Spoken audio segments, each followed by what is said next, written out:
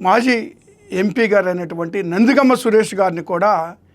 జైలుకు పంపడం, బెయిల్ రావడం, మరింకో కేసు మళ్ళీ పెట్టడం, పీటీ వారెంట్లతోనే మరి మళ్ళీ జైలుకు పంపడం అనేటువంటిది కూడా ఈ కార్యక్రమాలు కొనసాగిస్తూనే ఉన్నారు. చివరికి వైఎస్ జగన్మోహన్ రెడ్డి గారిని కూడా ఏదో ఒక విధంగా కేసుల్లో ఇరికించాలి, జైలుకు పంపాలి అనేటువంటి ఉద్దేశంతో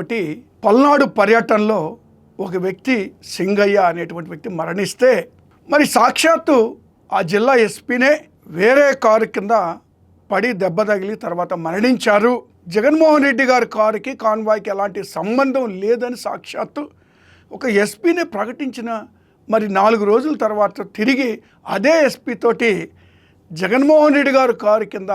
పడి మరి ఆయన మరణించడం జరిగింది అని కేసు బుక్ చేయడం జగన్మోహన్ రెడ్డి గారి మీద ఒకసారి మనం ఆలోచన చేస్తే మరి సాక్షాత్తు ఒక జిల్లా ఎస్పీలే ఐపీఎస్ చదివినటువంటి వ్యక్తులు, అత్యున్నతమైనటువంటి స్థానంలో ఉన్నటువంటి వ్యక్తులే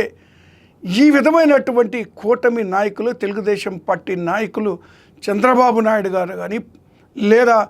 లోకేష్ గారు కానీ వాళ్ళు ఇచ్చినటువంటి ప్రెజర్కి తలొగ్గి జగన్మోహన్ రెడ్డి గారిని కూడా మరి ఆయన కారు కిందే మరణించారని కేసు తిప్పిపెట్టి మళ్ళీ ఆయన కూడా ముద్దాయిగా చేర్చడం జరిగింది.